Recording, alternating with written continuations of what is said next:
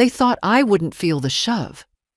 At 78, people assume your senses dull like old knives, but I felt every finger on the back of that wheelchair, every tremor in the wooden boards as they rolled me toward the lake. "Just a little closer," one of them whispered.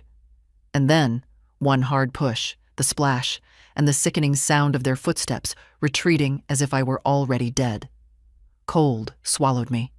Water climbed over my shoulders, my face, my hair. I did not scream. I let myself sink a moment, long enough to hear their voices above me, muffled, greedy, unafraid. "She drowned. Now we get the 11 million. Those were the first words I heard after they tried to kill me. Not my name, not fear, not even guilt. Just money. People always think the elderly forget how to fight for breath, how to claw toward life. But I grew up on the Atlantic shore, and even now, when my legs fail me and a cane waits by my bed every morning, my body remembers water.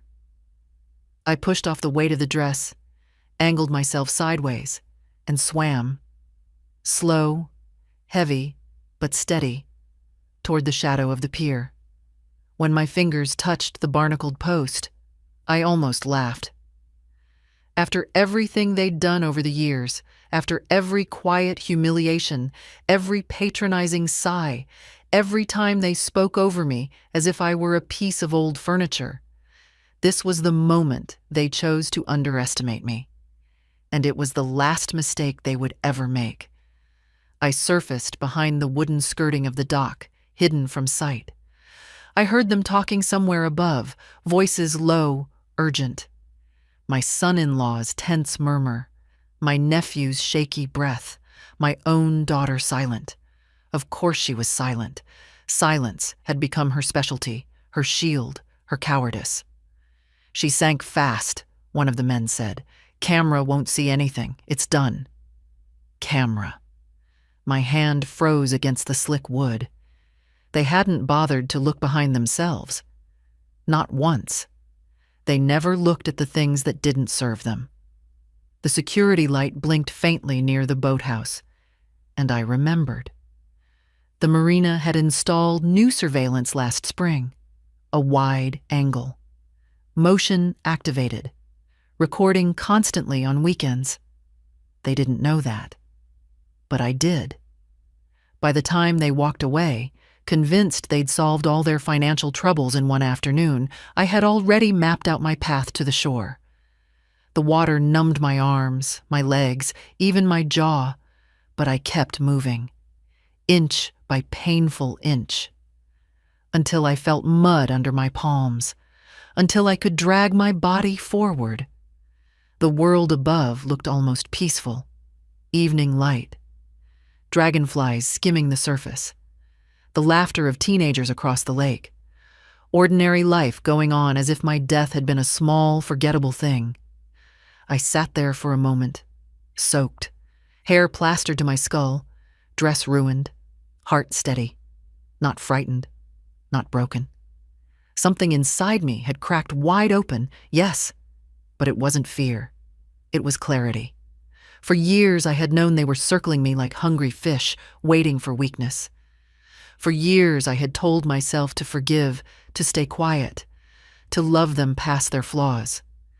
And for years they used my kindness as a convenient little staircase to climb over me. But today they showed me the truth with their own hands, and I would not unsee it again.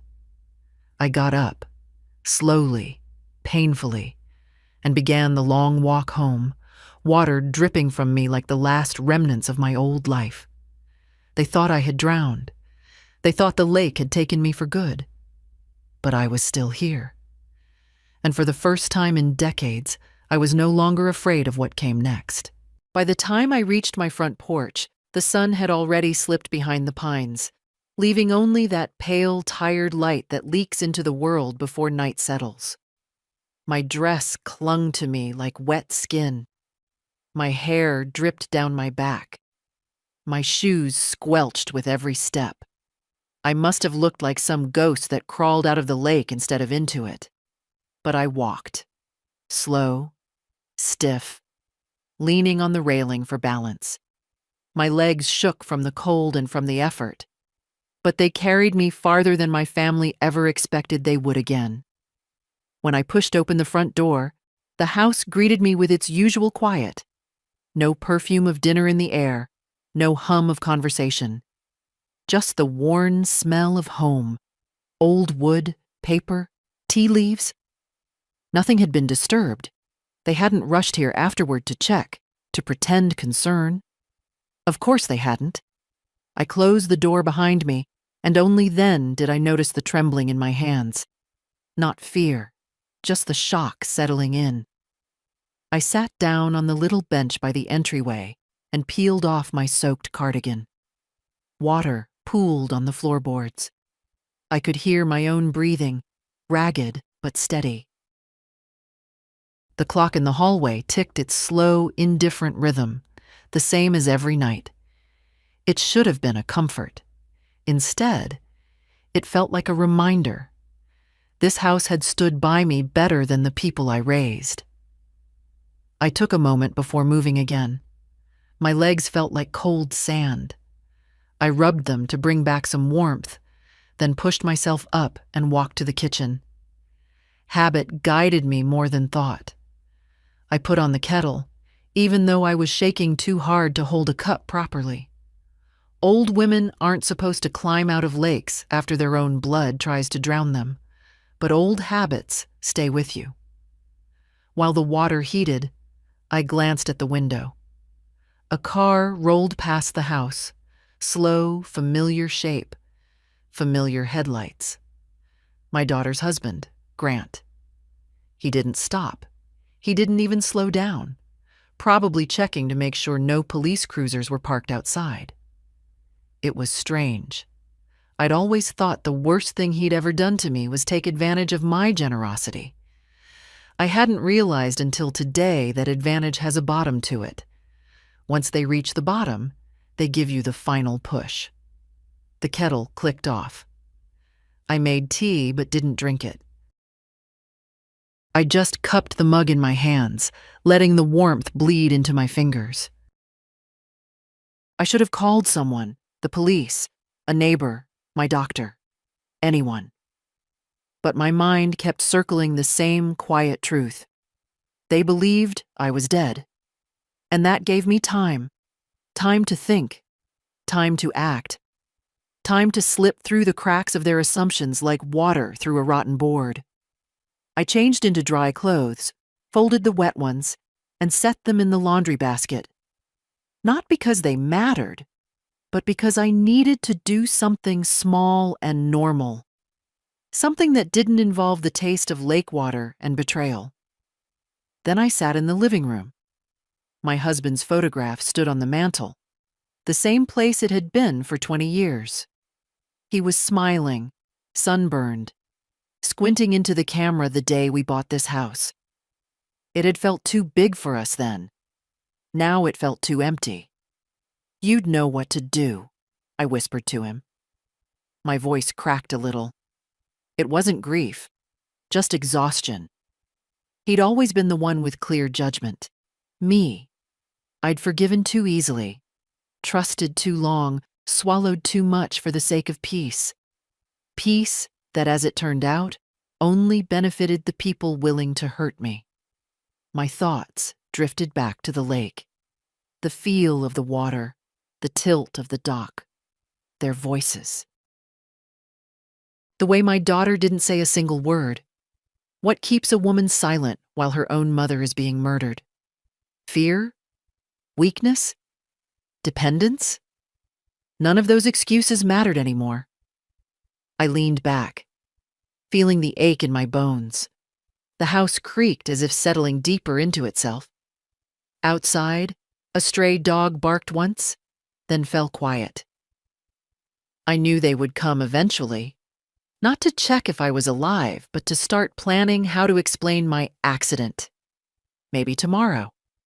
Maybe the next day. They'd wait just long enough to make it believable. Let them wait. The camera at the dock had everything.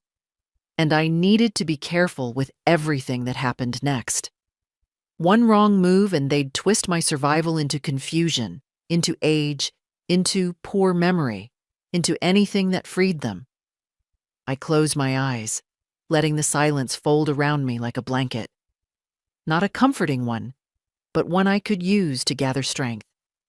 Tonight wasn't for decisions. Tonight was for breathing, for letting my body recover, for accepting what had already begun long before the lake.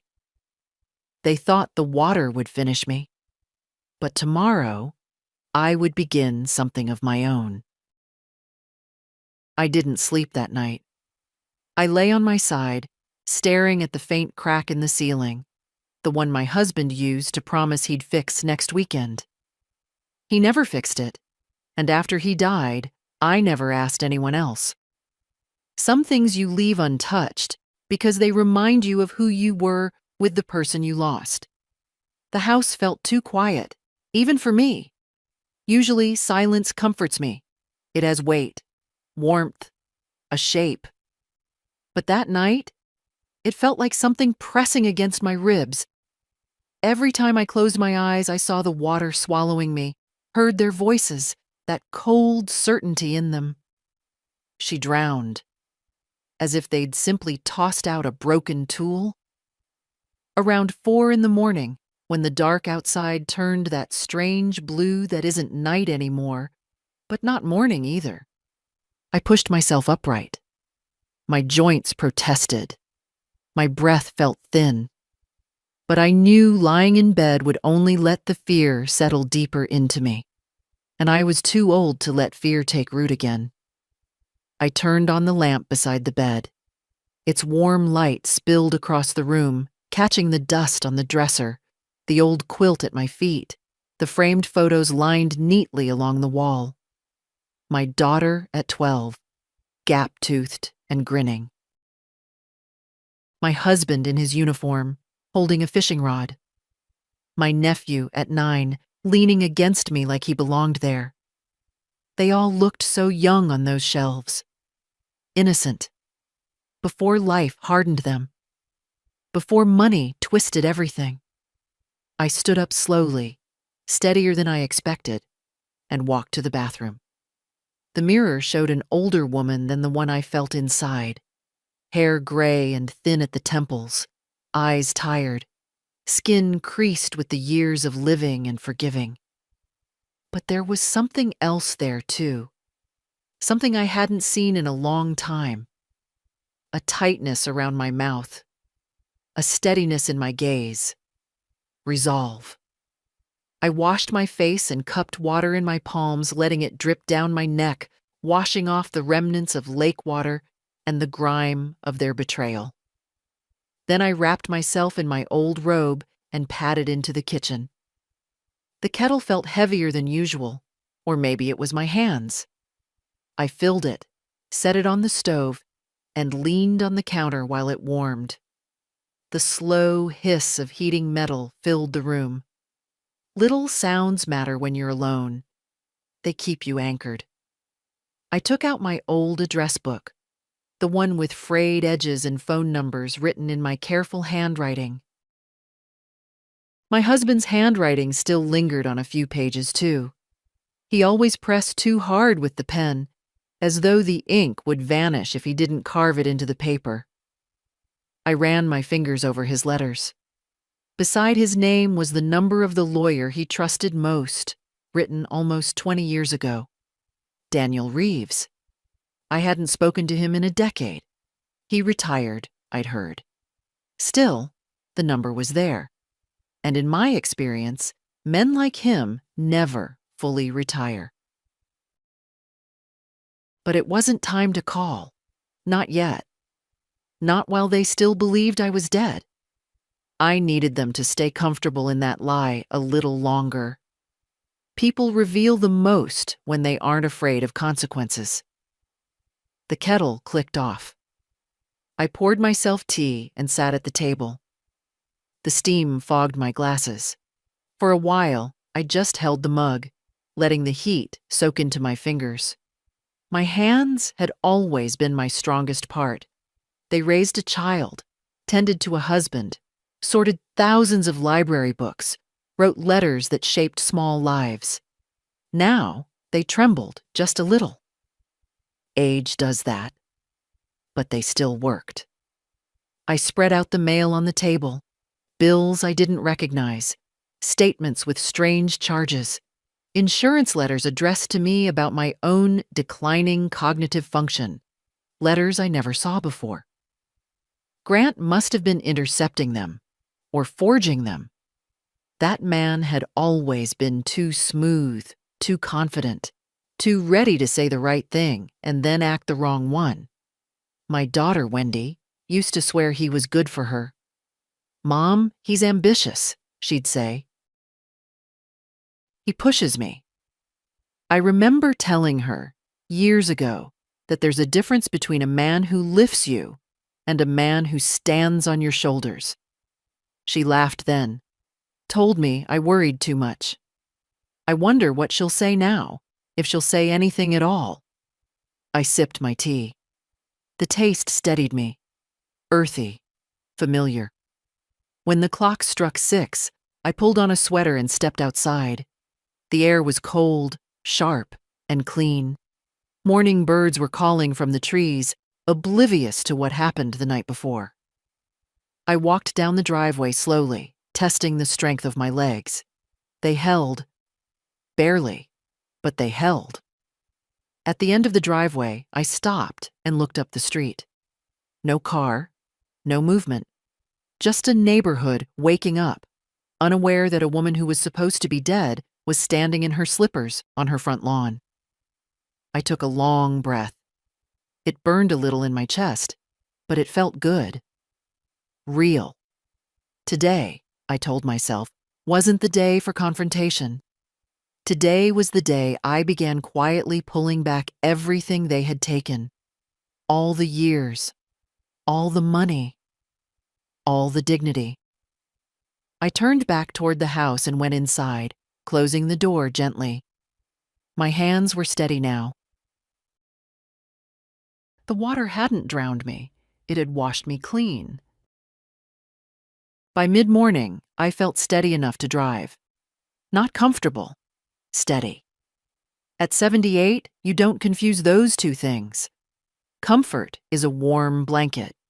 Steadiness is the knowledge that your hands won't slip on the wheel when everything around you is falling apart. I dressed carefully. Plain trousers, a thick sweater, the brown coat my husband bought me on our last anniversary together. It still smelled faintly of cedar. I brushed my hair, pinned it back, and looked at myself one last time in the hallway mirror. A woman who had crawled out of a lake looked back, but she stood straight. Her face was pale, but her eyes were clear. Whatever softness I used to carry for my family had drained from my expression, like water from a cracked bowl. I took my purse, my keys, and the old folder I kept for important papers, though none of those papers had been important enough until last night. Then I stepped outside, locked the door behind me, and drove to the bank. It was a small building, unimpressive to people who measure life in money, not meaning, but I'd always liked it. The windows were clean. The lobby smelled faintly of lemon polish. And the tellers had known me for years, long before $11 million ever passed through my hands. Inside, the lights were bright, almost too bright. My eyes needed a moment to adjust. A young man greeted me at the desk. "Good morning, Mrs. Caldwell. Do you have an appointment?" "I need to speak with my financial manager," I said. My voice surprised me with how calm it sounded. "Privately." He checked the computer, nodded, and led me toward a glass-walled office. Inside sat a woman in her mid-40s, sharp suit, warm eyes, and that professional politeness people save for elderly clients who don't cause trouble. "Mrs. Caldwell?" she said, standing. Of course, please sit. Are you feeling all right? You look a little pale. I'm fine, I said, lowering myself into the chair. I need to review all my accounts. All of them? She blinked. Yes, every automatic payment, every transfer, every authorization granted to my family. Her expression shifted, surprise, then something like hesitation. That's quite a lot. It might take a while. I have time. And for the first time in a very long time, I meant it. She pulled up my records. For a few minutes, the only sound in the room was the tapping of her keyboard and the soft hum of the air conditioner. Then she frowned. Mrs. Caldwell, are you aware of these payments? She swiveled the screen toward me. Lines of transactions filled the page. Monthly transfers to accounts I didn't recognize. Subscriptions I never purchased. Insurance premiums far higher than mine should be. Loan repayments that had nothing to do with me. Grant's fingerprints everywhere. Quiet, confident theft. The kind no one notices until the well runs dry. Yes, I said. I need every single one of them canceled. Today. She hesitated. Some of these were set up using a power of attorney you signed 3 years ago. That gives your son-in-law. I know what it gives him. My voice wasn't loud, but it didn't need to be. I want it revoked. She studied me, probably deciding whether I understood the gravity of what I was asking. But something in my face must have answered for me. She nodded. All right. We can begin the paperwork. I'll need to confirm your identity for security reasons. Of course. While she gathered the documents, I sat still, hands folded, letting the weight of the moment settle. It felt like tightening a loose thread. One pull, and the whole fabric of their comfort would unravel. She returned with a thick stack of papers. This revocation will freeze all accounts under his control, she said. There may be consequences. He may contact you. He may protest. I expect he will. She gave a small, sympathetic smile. Most people your age don't take steps like this. I'm not most people my age, I said quietly. As I signed each document, a strange calm washed over me. Not relief. Relief comes when danger has passed. This was something deeper, a reclaiming. A returning of my own name to my own hands. When we were finished, she gathered the forms carefully. There's one more thing, she said.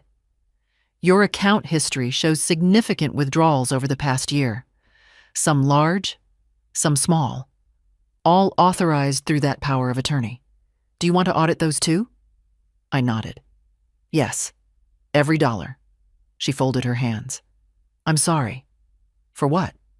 For what your family has been doing to you. I held her gaze. So am I. She printed a detailed ledger, page after page, numbers that told a story more brutal than any words.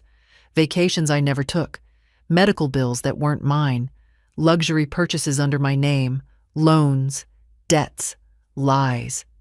I slid the pages into my folder. This time, I didn't shake. As I left the bank, the morning sun had risen high enough to warm the pavement. People passed me without a glance, going about their ordinary days. They had no idea that a woman who was supposed to be dead had just taken back her life, piece by piece. The lake hadn't finished me. The paperwork was where I would begin finishing what they started. I came home from the bank with a folder so thick it barely closed. Every sheet inside it felt like a confession someone else had written in my name. For a moment, standing in the hallway, I simply held it against my chest. Heavy things have their own kind of warmth. They press you down, but they also keep you steady if you lean into them long enough. I set the folder on the kitchen table and brewed more tea. My body needed something warm after the hours of tension, even if my hands were steadier than they had any right to be. While the tea steeped, I looked through the window at the quiet yard. The maple tree still stood like it had for decades, its branches thinning but never giving up. I understood it better now than ever. By noon, the house was still silent, untouched. No phone calls, no knocks at the door, no frantic voices demanding explanations. Of course not. They still thought I was at the bottom of the lake. They were probably somewhere planning how to grieve, practicing their lines, deciding who would deliver the sad news to the neighbors. I almost pitied them. Almost. In the early afternoon, I heard the crunch of gravel outside. Not hurried footsteps, just that casual stroll people take when they think the world is safely under their thumb. Through the window, I saw Milo walking up the path. My nephew, my late husband's sister's boy, once sweet, once soft-spoken, now always broke, always nervous, always pulling at his sleeves like a man waiting for something to collapse. He didn't knock right away. He stood on the porch a long moment, checking the driveway, the windows, the street, like someone coming to collect something he wasn't proud to take. Finally, he knocked. 3 light taps. The same way he used to knock when he was a boy, afraid of waking his uncle from a nap. I opened the door. His face froze. If fear had a sound, it would have been that sharp inhale he made. His eyes grew so wide, I almost thought he might faint on my porch. "Aunt Em? I thought you—" He stopped. His throat moved as he swallowed. "Where have you been?" "In my house," I said. "Where else would I be?" He stared at me as if I'd risen from the grave, dripping weeds and lake water. I kept my expression calm, neutral. Let him fill in his own ghosts. "You weren't at home last night?" he stammered. "We came by." "We knocked." I raised an eyebrow. "You and who?" That rattled him. His hands twitched at his sides. I just... He looked at the ground. "I needed to ask something. It's about the loan." Of course it was. There were always loans, always emergencies, always last opportunities that never turned into anything but more need. "I can't help you anymore, Milo," I said quietly. "You always said..." I know what I said. My voice stayed soft, but I didn't let it waver. "Things have changed." He shifted from foot to foot, like a man trying to escape his own skin. "It's not for me. Not really. It's for the business. I told you. If I don't put in my share, they'll cut me out. I'll lose everything." "You don't have anything," I said gently. "Not that they can take." His jaw tightened. He looked older in that moment. Not like the boy who used to bring me crayon drawings of boats and horses, but like a man who had spent too long digging holes he couldn't climb out of. "Please," he whispered. "I just need enough to show them I'm still part of the deal." I thought of the water, the shove. His voice on the dock, thin, shaking, but eager. She sank fast. "Yes," I remembered. "No," I said. He lifted his head sharply. "What?" "No, Milo. I won't give you anything." His face flushed, deep, angry red. For a second, I thought he might shout. But something stopped him. Maybe the look in my eyes, maybe the coldness he wasn't used to seeing. "You don't understand," he murmured, voice low. "I don't have time. Grant said..." I let that sit in the air. Grant said. Of course he did. I didn't ask what Grant promised him, or what role Milo played on that pier. I didn't want to hear their scripts rehearsed in front of me. Instead, I stepped back, opened the door wider, not as an invitation, but as a dismissal. "I hope you figure out your mess," I said. But it's your mess, not mine. He stood frozen for a moment, breathing hard. Then he backed away, one step, then another, until he reached the porch steps. "You're making a mistake," he muttered. "I've made plenty," I replied. "This isn't one of them." He left without another word. The gravel crunched again. Then silence returned. I closed the door, leaned my hand against it, and let out a slow breath. My heart wasn't racing. My hands weren't shaking. The lake had washed away too much for that. Back in the kitchen, I sat again at the table, pulling the folder closer. I flipped through the pages, line after line of numbers that formed a history of quiet exploitation. But now they were just facts. Evidence. Nothing more. I was no longer their open wallet, and soon they would feel the absence of that silence they relied on. As I looked out the window, I saw the street empty again, peaceful as ever. Let them come in waves. I had already survived worse. The cold water had taught me something my family never bothered to learn. There are things in this world you can push and things you can't. And I was done being pushed. The next morning, I woke before dawn. Not from nightmares, those had already burned themselves out, but from a thought that wouldn't leave me alone. The camera. The one they were so sure wouldn't catch anything. The one they never bothered to look at. Evidence doesn't shout. It just waits. I got dressed slowly, feeling every year in my knees, and wrapped a scarf around my neck. The mornings had turned sharp lately, that kind of cold that slips under your clothes and settles in your bones. Still, I stepped outside, locked the door, and made my way to the car. The drive to the marina was quiet. No music, no radio.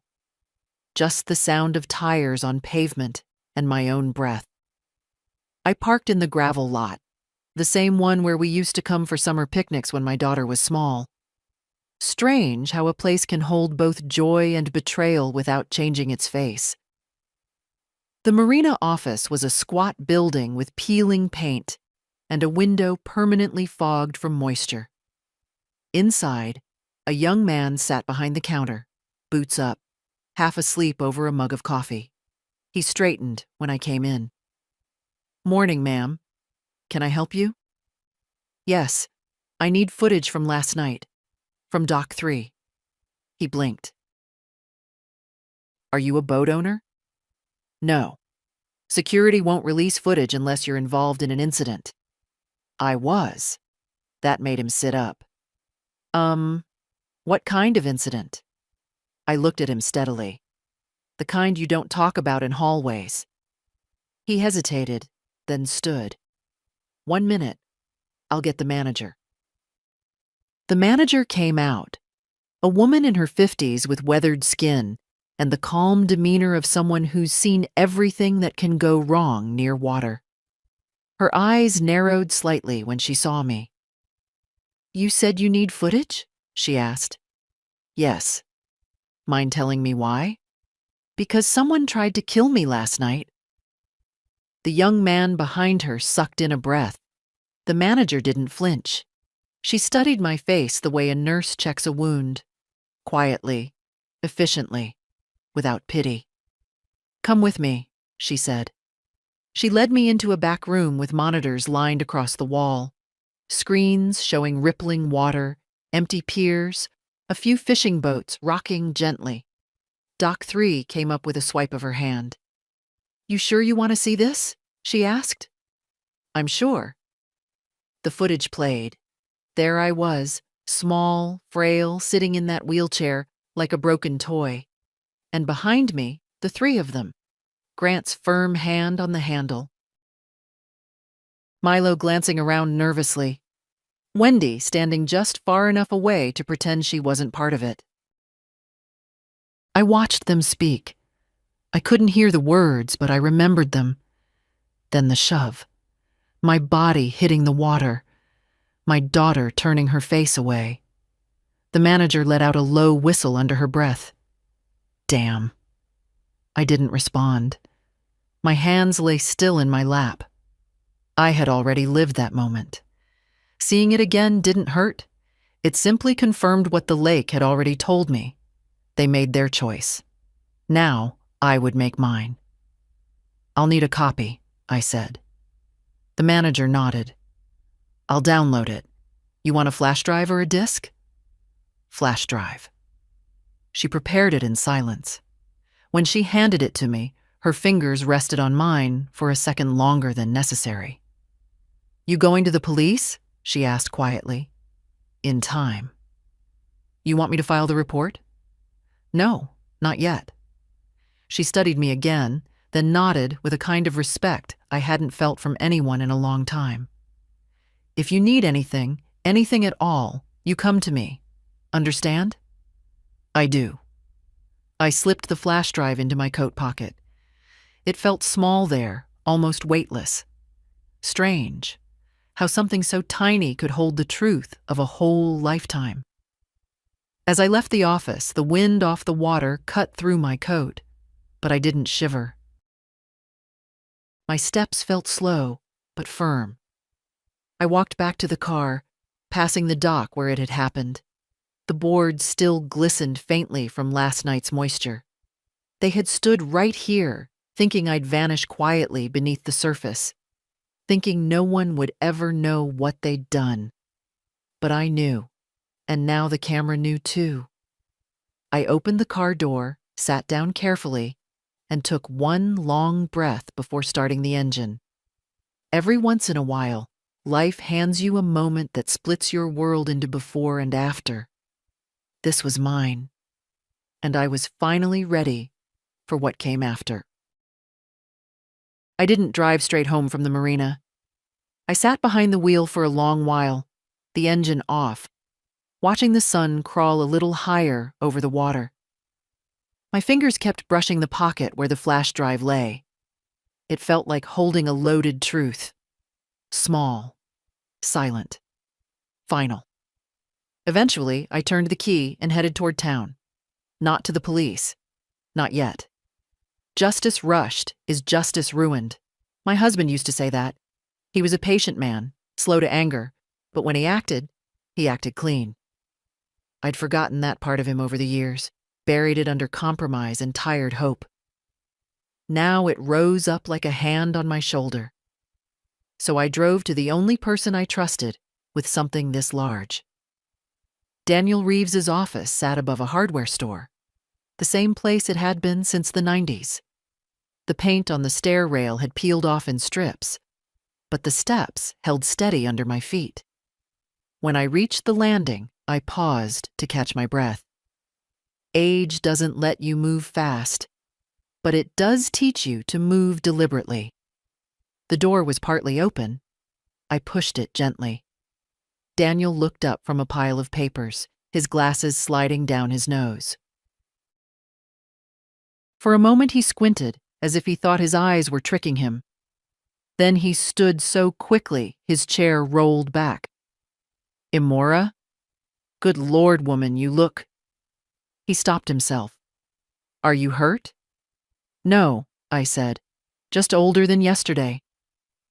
He stared at me a second longer, reading something in my face the way only people who've seen you carry grief can.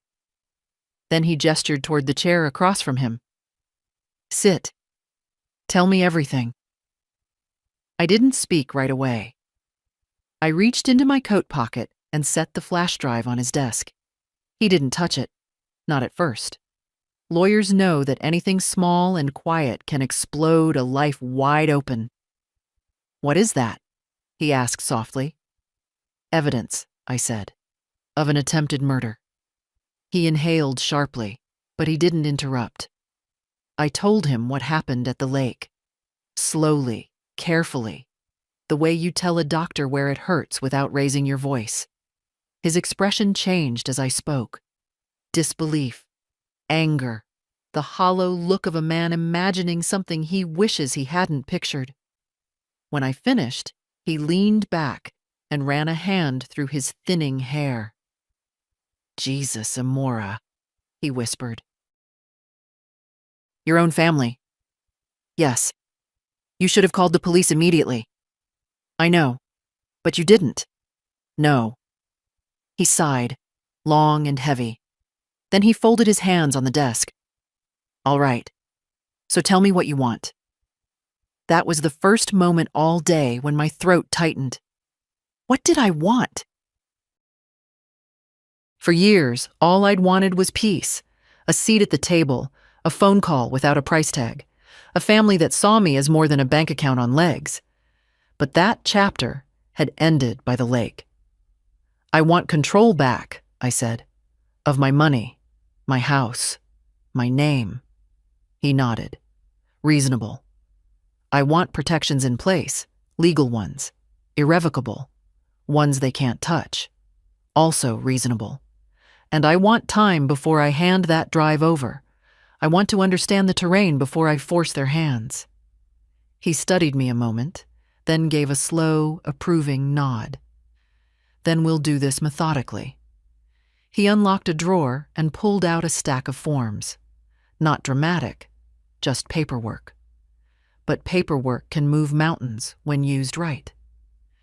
"We'll start with a new financial power of attorney," he said, marking fields with a blue pen. "Not for your daughter, not for your son-in-law, not for that nephew.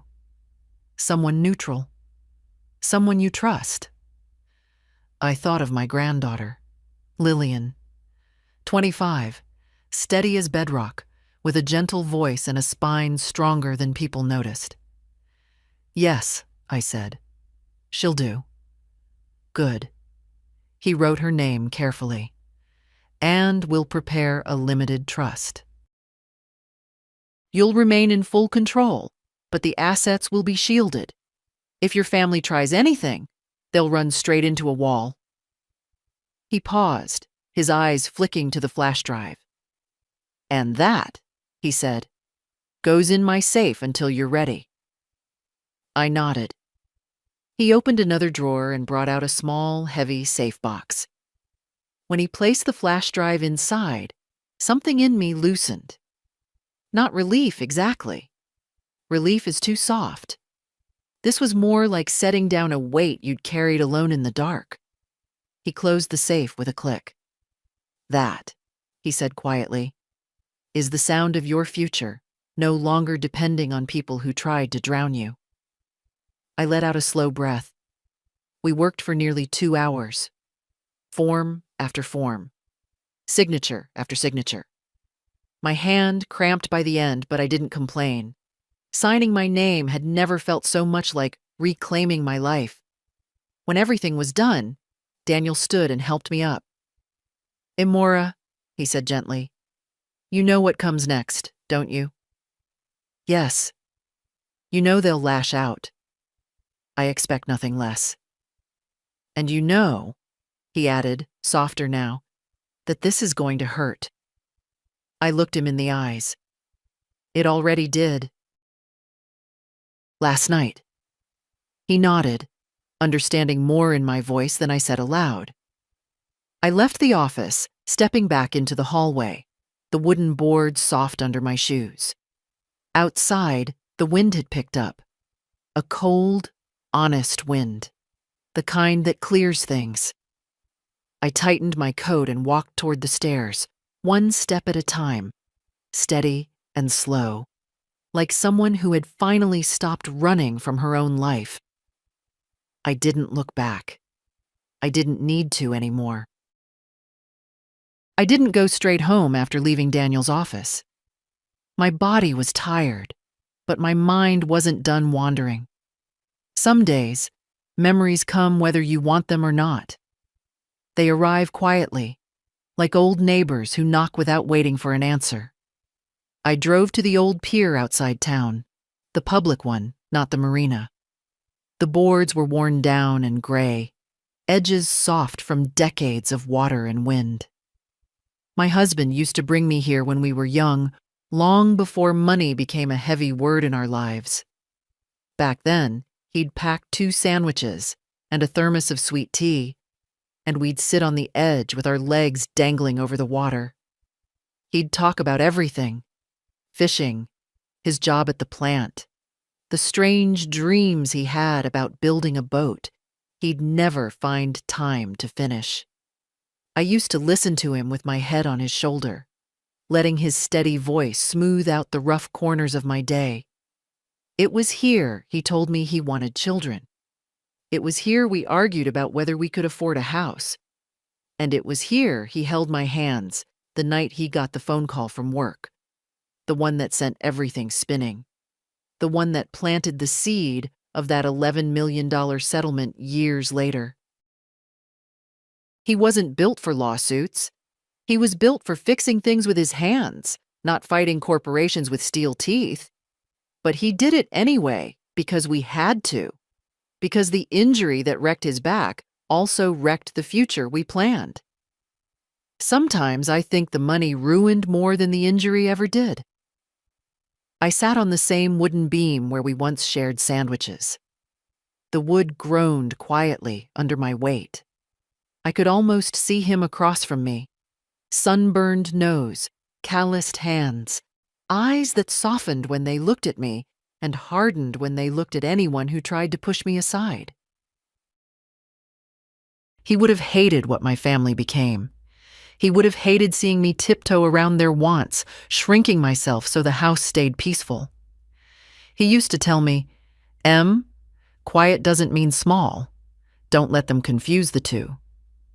But when you love people, especially your own blood, you forgive too much. You bend until bending becomes your posture. I stayed there a long time, listening to the water slap against the pillars. I let myself remember things I'd pushed away. The long months after his death, the sudden interest my family took in my finances, the way Grant spoke about protecting my assets while slowly moving them like chess pieces only he could see. The way Wendy started smiling that tired, apologetic smile every time he made decisions in my name. How Milo drifted in and out of my life like a tide, always carrying some story about a failed business partner or a missed opportunity. I ignored so many signs, because I wanted to believe that love, even in its worn-out form, was still there. The wind picked up, tugging at my hair. My eyes watered, not from emotion, but from the cold. I pressed my palms to the wood, feeling the grain beneath my fingertips, the same texture my husband once pressed his hand against when he leaned over to kiss me. "I should have left you something cleaner than this," I murmured to him. "Not this mess." The pier creaked back, as if answering in its tired bones. I stood slowly, careful with my balance. My legs didn't like long sits anymore. I brushed off my coat and walked back to the car, taking one last look at the empty pier. I didn't come here for comfort. I came because I needed to remember who I was before the years softened me into someone too easy to use. I left the pier feeling heavier. Yes, grief has weight, but also steadier. Grief can be a spine if you let it. When I reached the car door, I paused, breathing in the cold air until my lungs hurt just a little. Then I got in, started the engine, and drove away. I had a home to return to, and a fight that no longer scared me. When I got home from the pier, the house felt different.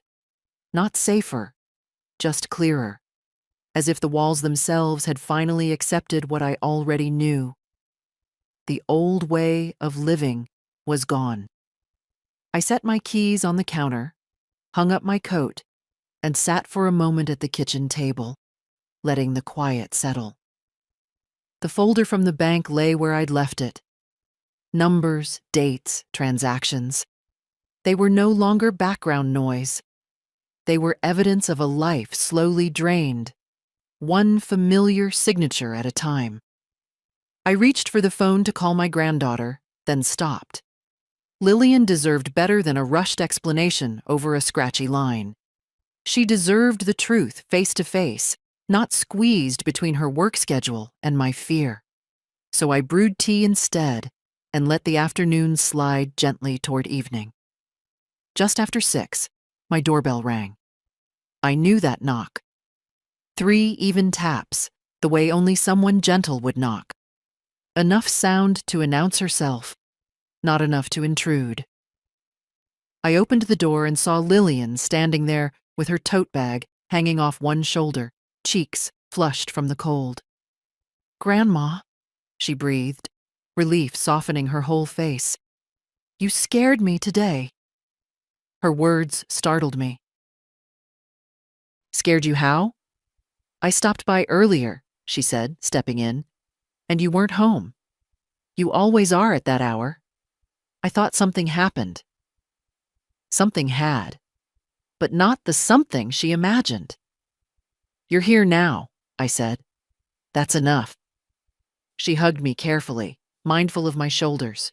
She'd always been like that, gentle where others pushed, patient where others demanded. When she pulled back, she studied my face the way a nurse examines a wound. "You look tired," she said. "I am tired." She nodded, understanding that tired didn't just mean lack of sleep. "I brought you soup," she added, lifting the bag. "And bread from that bakery you like. They had it fresh." The simple kindness of it nearly broke me. How little it took to feel seen. We sat in the living room while she unpacked the food. The house warmed around us. The ticking clock softened. For the first time since the lake, I felt the warmth of another human being without bracing myself. She reached for my hand. "Grandma, is everything all right? You look different." I could have lied. I had lied to keep peace for years, but something about her steady gaze made lying feel like a betrayal of the one person who still deserved truth. "I've been making changes," I said. "Long overdue ones." She squeezed my hand lightly. "Do you need help?" "Yes," I said, "but not the kind you're thinking of." She waited, giving me room. "I made you my financial agent," I said gently. "Through Daniel Reeves, you'll help me oversee things." Her eyes widened, not with greed, but with worry. "Are you sure? That's a lot." "You're the only one I trust," I said simply. She blinked fast, the way she did when she was trying not to show emotion. "Grandma, I don't know what to say." "You don't have to say anything yet." We ate quietly for a few minutes, and the silence felt easy, like when she was a child sitting at my kitchen table coloring, humming under her breath. I watched her push her hair behind her ear, the same way her mother used to do. But Lillian had something Wendy never had. Not because Wendy lacked it, but because life had beaten it out of her. Lillian had steadiness. After dinner, she helped me wash the dishes. The ordinary rhythm of chores steadied my pulse. When we finished, she leaned against the counter. "Is this about Mom?" she asked quietly. "Partly," I said. "But mostly it's about me." She nodded slowly, as if she'd expected that answer. "I won't ask you to choose sides," I said. "You don't have to." She straightened. "I already chose, Grandma. A long time ago." The truth of that settled between us. I felt something loosen in my chest, something I hadn't realized was tight. Before she left, she placed her hands on my shoulders. "Whatever you're dealing with, you won't deal with it alone." I managed a small smile. "I've been alone for a long time, Lily. The difference now is that I'm not helpless."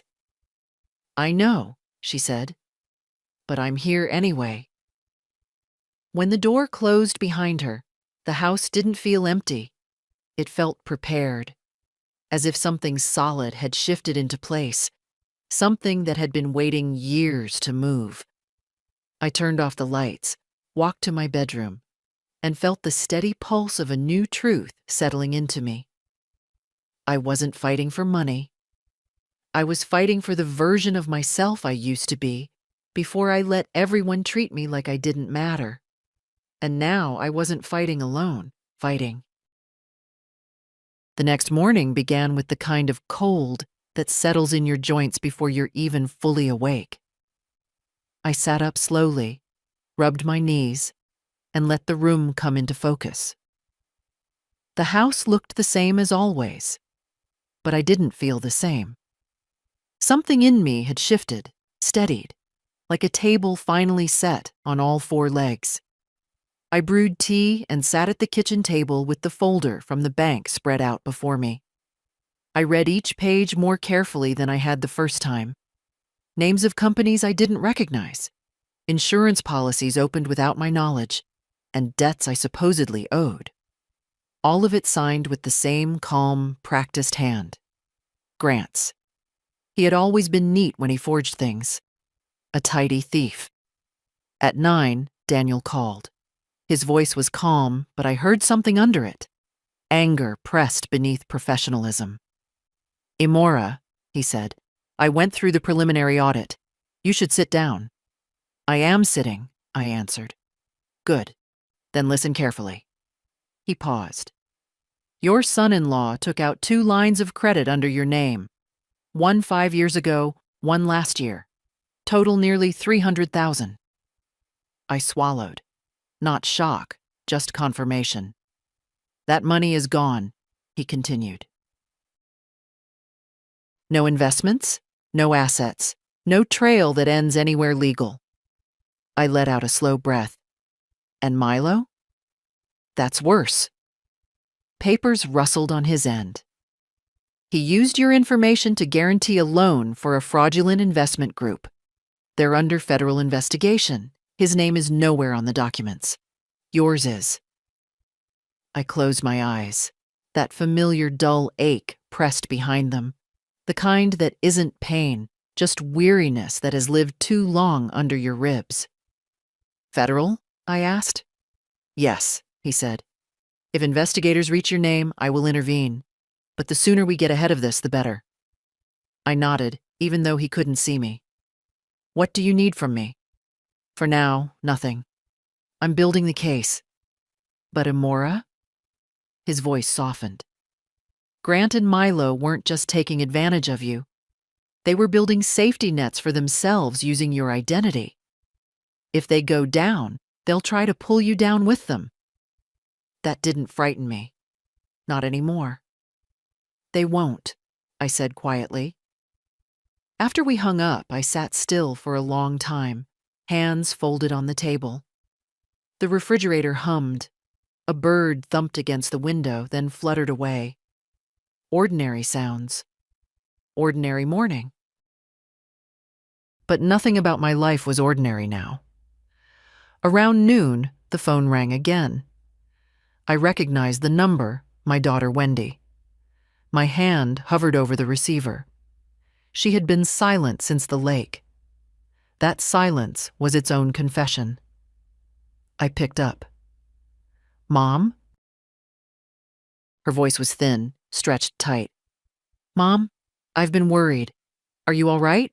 I tried calling yesterday." "No," I said. "You didn't." A pause, then a shaky breath. I meant to. Meaning and doing," I said, "are not the same thing." Another breath, this one sharper. "Grant wants to come by and talk. We think there's been confusion about some of the accounts." There was no confusion, only exposure. "I'm not receiving visitors today," I said. "Mom, not today, Wendy." She hesitated, then lowered her voice. "Is this about the lake?" The words sat between us like something rotten. Finally, I answered, "Yes." She let out a small sound, not quite a gasp, not quite a sob. "Mom, I didn't know what he was going to do. I thought it was just a scare. I thought he only wanted you to sign." "You were there," I said. "You watched." Silence. A long one. "I'm so sorry," she whispered. I felt no anger then, only a tired kind of recognition. Sorry, I said, is the beginning of a sentence, not the end. She didn't reply. I heard shuffling. Then the line went dead. I set the phone down gently, as if it were fragile. Maybe it was. Words can crack things more easily than actions sometimes. Later that afternoon, I drove to Daniel's office again. He greeted me with a stack of documents, real, heavy protections, new trust, new controls, new safeguards against the people who shared my blood but not my conscience. When I signed the final page, Daniel said, "You've effectively cut them off, Imora." "No," I said, sliding the pen aside. "They cut themselves off. I'm only making it official." He gave a small nod of understanding. On the drive home, the sky was turning the color of old silver. The world looked cold, but clean. A different kind of quiet settled in me, one that felt earned. At home, I placed the signed documents in a drawer. Not hidden, just put away. Let Grant panic. Let Milo scramble. Let Wendy struggle with the truth she helped create. Their choices had built this. Mine would finish it. And for the first time in years, I felt the ground under me hold firm. I didn't have to wait long for the storm. The next afternoon, just after 3, I heard a car engine roar up my driveway. Too fast, too loud, the sound of a man who feels his world slipping and thinks noise might hold it together. I didn't look through the blinds. I didn't need to. I knew that sound the way some people know thunder before it breaks. Grant. I set my cup of tea on the table, wiped my hands on my skirt, and walked to the door at my own pace. No hurry, no fear. I opened it before he had the chance to knock. He stood there, cheeks flushed, breath sharp, tie crooked like he'd yanked it loose in anger. For years, he had worn confidence the way other men wore aftershave, thick, obvious, choking. Today it clung to him in patches, slipping off at the edges. "Where the hell have you been?" he demanded. I blinked at him slowly. "In my home. You didn't answer your phone." I didn't want to. His jaw tensed. He stepped inside without waiting for me to invite him, like he had the right. Maybe once I let him feel that way, out of habit or fatigue. Not today. I closed the door behind him and moved past him into the living room. He followed, pacing with that restless energy of someone who knows bad news is coming and wants to outrun it. "Your accounts," he said, "are frozen. Completely frozen. Do you know that?" "Yes. I couldn't pay the property insurance yesterday. I couldn't move funds for the repairs. I couldn't—" "That's correct," I said calmly. "You can't do any of that anymore." He stared at me, confusion and anger mixing in his eyes. "Why would you do this? What got into you all of a sudden?" "All of a sudden?" I repeated quietly. "Grant, nothing about this is sudden. It's only sudden to you because I finally stopped cooperating." His nostrils flared. "Your daughter is terrified. She thinks you're losing it. She said you're acting strange, paranoid." "She told me that on the phone," I interrupted. "She also told me she was sorry. 2 sentences from the same mouth. Interesting, isn't it?" Grant paused mid-step. "What does that mean?" I didn't answer. I just let silence fill the room the way water fills a sinking boat. Slowly, inevitably. He shifted, uneasy. "I don't know what you think you're doing," he said finally. "But you can't just cut us out. We've been handling your affairs for years. You need support. You need us." I looked him dead in the eye. "You tried to kill me." He froze. The room didn't. The clock kept ticking. The refrigerator hummed. Outside, a dog barked. Life went on, indifferent to the moment a lie breaks open. Grant's voice came out thin. What? At the lake, I said. On the dock, the shove, the water, the three of you walking away. A small twitch ran across his cheek. You're confused. No, I said. I'm remembering clearly. His bravado cracked then, small, quick, like a plate splitting under invisible pressure. You don't have proof, he snapped.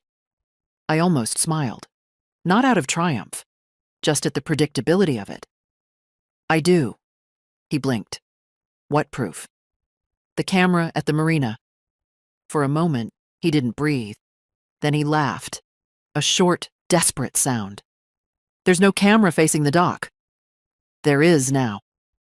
The laugh died. He stepped toward me, then thought better of it. What do you want? He demanded. Nothing from you, I said. Not anymore. You can't just... I can, I said. And I have. Grant's composure crumbled in slow, ugly pieces. If you take this to the police, we're all finished. Milo, Wendy, everyone. You should have thought of that before last night. He ran a hand over his mouth, eyes darting toward the window as if expecting police cars to materialize. We can fix this, he said, struggling for calm. We can sit down, talk like a family. We stopped being a family when you pushed me into that water. He sagged then, shoulders dropping, breath uneven. For the first time since I'd known him, he looked small, like a man who'd reached for something too big and found it was made of teeth. You won't get away with this, he whispered. I already have. He glared at me, jaw clenched, then turned and stormed toward the door. He left it open behind him, as if even closing it felt beneath him now. I walked over, shut it myself, and slid the deadbolt into place. The metal clicked, simple and final. I stood there with my hand on the lock, breathing slowly. My heart didn't race. My hands didn't tremble. The fear, whatever scraps of it had remained, was gone. Grant had shown me the cost of trusting the wrong people. Now I was showing him the cost of underestimating the right woman. Grant didn't return that evening, though for an hour after he sped off, I half expected his car to circle back, headlights sweeping across my windows like an accusation. But the street stayed quiet. Too quiet, almost. The way a house feels right after a storm passes, still, but not peaceful. I made tea, but it tasted bitter. My hands were steady, but my shoulders ached from holding myself upright through the whole confrontation. So I sat in my armchair, wrapped in the old crocheted throw my husband's mother made decades ago, and waited for my breath to settle. Waiting had become a familiar pattern these past few days. Waiting for truth to ripen. Waiting for people to show their faces. Waiting for the next storm. It came the next morning. A police cruiser pulled up to my house just after 10, not with sirens or urgency, quietly, discreetly, as if the officers knew instinctively this was a situation where noise would only embarrass everyone involved. Two of them stepped out, a young woman with a clipboard and an older man with kind eyes, but the stance of someone who's seen more broken families than he can count. I opened the door before they knocked. Mrs. Caldwell? The older officer asked gently. Yes. I'm Sergeant Wilcox. This is Officer Turner. We received a report from your son-in-law that you may be in distress, possibly confused or acting erratically. Of course he did. I stepped aside to let them in. I'm neither confused nor distressed. Please, come in. They followed me into the living room. Officer Turner glanced around the house. Orderly, calm, clean. No signs of chaos. No medication bottles scattered around. No dishes stacked. just a lived-in home belonging to a woman who still ran her own life. "Mrs. Caldwell," Sergeant Wilcox said gently, "your son-in-law stated that you might be making false claims regarding an incident at the lake." "He did," I said. The officer studied my face. "May I ask what happened?" I didn't answer right away. Instead, I walked to the small drawer of my desk, opened it, and took out the flash drive. The room felt heavier for a moment, as if it understood the weight of what I carried. I handed it to the sergeant. "This is what happened." He held the drive carefully, like it might crack if handled wrong. "Is this video evidence?" "It is." "Have you viewed it yourself?" I nodded. "Yes." "May I ask what it shows?" "My family," I said quietly, "trying to push me out of their lives in the most permanent way possible." The young officer lowered her clipboard. A tiny shift. Human, not procedural. Sergeant Wilcox exhaled slowly. "Mrs. Caldwell, your son-in-law claimed you imagined the event." "I didn't imagine the water filling my lungs," I said. "I didn't imagine crawling out of the lake alone. I didn't imagine their voices." He nodded once. "We'll need to review this." "Of course." The young officer hesitated. "Do you feel safe here, ma'am?" "Yes," I answered. "Now I do." She wrote something quietly on her clipboard. Before they left, the sergeant paused at the doorway. "Mrs. Caldwell, whatever happens next, you've done the right thing." "I didn't do it for righteousness," I said softly. "I did it because they left me no choice." He nodded. Then they walked to their cruiser. When the door closed and their car pulled away, the house sank back into silence. A different silence this time. Not hollow, not fearful. A waiting silence. I made another cup of tea. This time it didn't taste bitter. Around noon, the phone rang. I expected Wendy. I expected panic, tears, explanations. But it wasn't her. It was Daniel. "They picked up the footage," he said. "The officers called me just now. They'll open a formal investigation by the end of the day." "I see. And Amora? Once this starts, they'll scramble. They'll lie. They'll send you every apology, every excuse." "I know." He paused. "Are you ready for that?" I was ready the moment they walked away from that dock. Silence on the line. Not uncomfortable, just full. "Then," he said, "I'll stay ahead of it." After the call, I sat again in my armchair, hands resting on my knees. The sunlight fell across the rug in a thin strip, dull gold. What surprised me most wasn't fear. There was none. What surprised me was the absence of grief. Maybe grief had burned out on that dock when I saw the truth in the angle of their shoulders as they walked away. Whatever came next, arrests, hearings, lawyers, broken ties, would simply be the consequences they had earned. I didn't need revenge. Truth was enough. And now it had footsteps. It had a badge. It had a file number. It was on its way. The investigation moved faster than I expected. Maybe because small towns have long memories. Maybe because the officers saw my face and understood more than I said. Or maybe because the footage spoke louder than any trembling words could have. 2 days after the police visit, a cruiser parked again outside my house, this time not quietly. I watched from the window as Grant stood on my lawn, hands cuffed, his arrogance wiped clean from his face. He didn't look toward my house. Not once. Shame does that. Forces a man to stare at the ground he once walked like he owned it. Milo was picked up an hour later. I didn't see it myself, but Daniel called to tell me.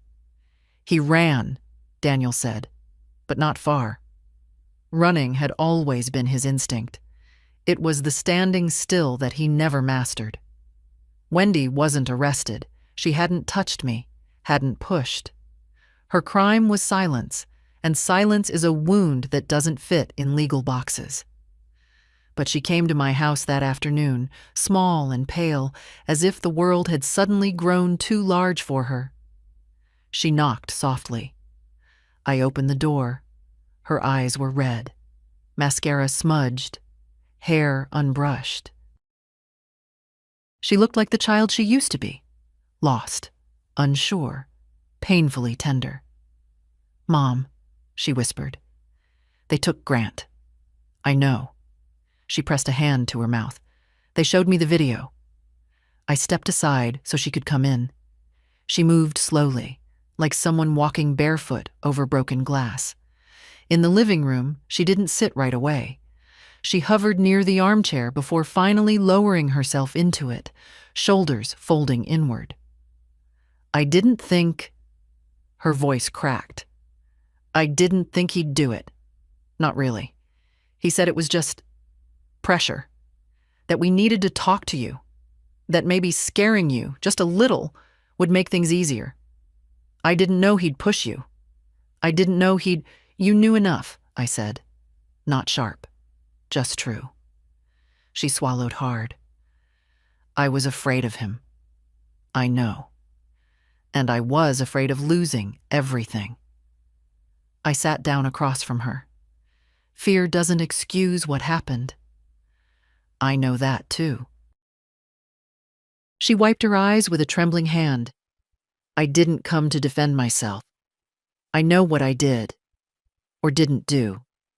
I just came to see if you hated me." I let the question hang in the air. Hate is a heavy word. Too heavy for someone I once held in my arms when she was feverish and small, whispering stories until she slept. "No," I said finally. "I don't hate you." Her shoulders shook. "But," I added, "I can't pretend this didn't happen." She nodded, tears dripping silently onto her hands. "I want to fix things," she whispered. "I don't know how, but I want to." "You start," I said softly, "by standing on your own feet, not on mine." She nodded again, small, frightened, but honest. And honesty, even late, is still honesty. When she left, the house felt heavy for a moment, but not in the same way as before. This weight wasn't betrayal anymore. It was aftermath. Aftermath has edges, but it doesn't drown. That evening, Daniel called again. "Charges are filed," he said. "Your testimony won't be needed until next week." "Good." "And Amora, the trust is secure. Everything is in your granddaughter's name if anything happens to you. Exactly how you asked." I closed my eyes for a moment. Not from exhaustion, but from relief that wasn't soft. It was clean. "Thank you," I said. When the house went quiet again, I sat alone with the last cup of tea for the night. The steam rose slowly. Outside, the streetlights flickered on. Things were breaking apart, some relationships, some illusions, some long-held lies. But I wasn't breaking. I was finally standing. The week after the arrests passed in a strange kind of quiet. Not the hollow silence that used to settle over this house like dust, but something clearer, cleaner. I woke up each morning without holding my breath, and that alone felt like a small miracle. I spent the first few days doing ordinary things: laundry, sorting old letters, trimming the dead branches on my rose bushes. My body still ached, but not the way it had when fear lived inside my joints. This ache was familiar, the ordinary kind that comes with age and weather changes. Daniel called often, more than he had reason to, but I knew why. Some people check on you because the law requires it. Others check because they remember who you used to be when life hadn't yet bruised you. Daniel fell into the second category. By Thursday, He said something that stayed with me. "Imora, you don't have to stay in that house forever. You can start over if you want." Start over. At 78. I laughed a little at that, but the idea didn't slip away the way I expected. It lingered. That night, I sat by the window and looked out at the yard. The maple tree was thinning, and the paint on the porch rail was peeling. This house had held me through grief, through loneliness, through quiet betrayals that arrived disguised as concern. But maybe it had done its share. Maybe I had too. The next morning, I packed a small bag and drove toward the coast. The cottage I found wasn't new or fancy. It was a small place, white paint chipped at the corners, sitting a few streets from the shoreline. The owner, a widower my age, seemed surprised I wanted it. "You're sure?" he asked. "Most folks your age want something closer to town."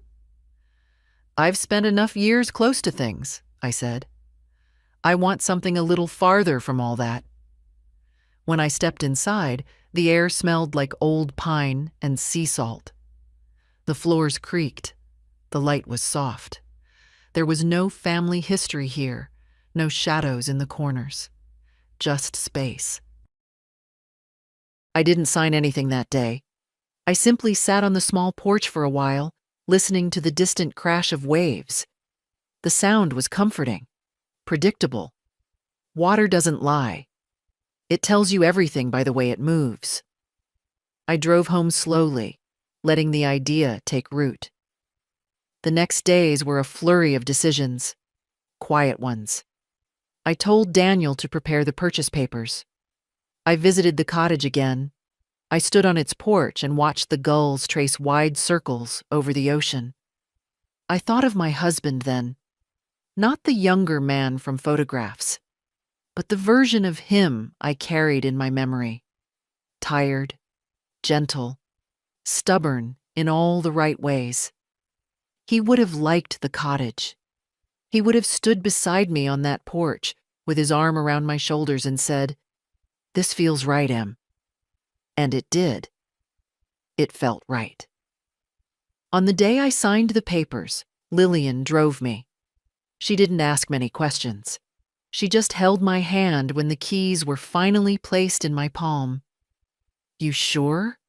she whispered. "Yes," I said. "This is mine." Back at home, I began packing slowly. Not hurried, not emotional, just decisive. I boxed up what mattered. A few books, photographs, my husband's watch, the quilt, the teapot that survived every decade of my life. The rest I left behind without ceremony. Let the house hold its memories. I didn't need to carry them all. The night before the movers came, I sat alone in the living room. The walls looked too bare, too honest without their usual clutter. I let my fingers trace the arm of the chair, the same chair I'd sat in the night after the lake. It was strange how quickly a life could shift, how sharply a woman could change once she remembered her own worth. I wasn't running away. I was moving toward something. A place where no footsteps would creep down my hallway with intentions soaked in greed. A place where no hands would push me toward dark water. A place where the silence wasn't heavy with unspoken debts. A place where I belonged to myself again. When I went to bed that night, I slept. Not lightly, not fitfully. I slept the way a woman sleeps when she has finally decided she deserves a life that doesn't hurt. The cottage felt like a different kind of quiet the moment I stepped inside with the last of the boxes. Not the hollow quiet of my old house, where silence settled like dust on unused corners of my life. This quiet had shape, breath, and a pulse I could almost hear if I stood still enough. I placed the box on the wooden floor and straightened slowly, letting my knees adjust. The windows were open, letting the sea wind move through the rooms. Curtains I hadn't hung yet fluttered like hands waving me forward. The air smelled of salt and pine sap. Clean, honest. I carried the box to the small kitchen and unpacked my old teapot first. Some things stay with you because they've earned their place. I set it on the stove, turned on the kettle, and leaned against the counter, breathing in the simple truth of a new beginning. No footsteps overhead, no raised voices, no waiting for a door to slam. Just the steady rhythm of the ocean rolling in and rolling out. I heard a soft knock on the porch. When I opened the door, Lillian stood there with a bag of fresh groceries. "I thought you might need these," she said. "New kitchens feel empty at first." "Not for long," I replied, stepping aside.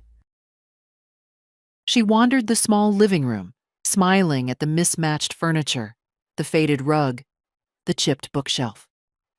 "Feels like a place where someone can breathe," she said. "It is." She hugged me before she left. A long, quiet hug that didn't ask for anything. When she drove away, I stood on the porch for a while, watching the sky blush into evening. Later, I made tea and took my cup down the narrow path to the beach. The sand was cool under my shoes. The waves curled in slow lines, brushing the shore like they were smoothing out the edges of the world. I sat on a driftwood log and let the wind push my hair back. My body ached, yes, but not the kind of ache that frightened me. This was the ache of a life lived, not stolen. Grant and Milo were awaiting hearings. Wendy had visited twice. Quiet, careful visits where she spoke little and listened much. I didn't promise her reconciliation, but I didn't close the door either.